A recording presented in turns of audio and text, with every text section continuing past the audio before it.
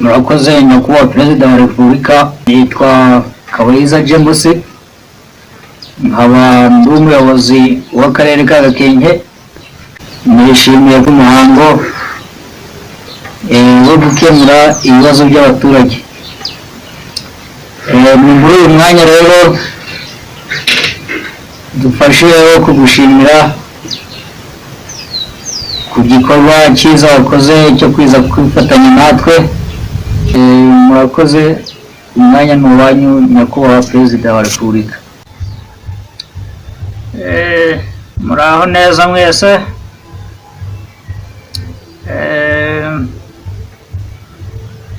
Ni byiza uyu munsi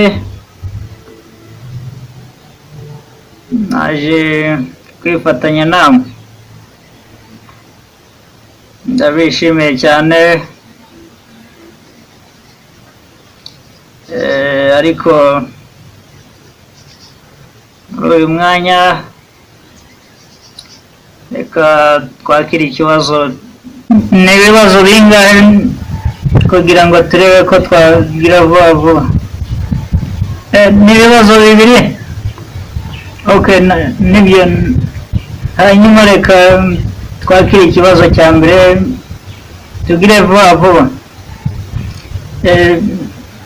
Tangira vuba twumve ko twasoza. Murakoze Perezida nyakubahwa Repubulika. Nukuri nagize ikibazo.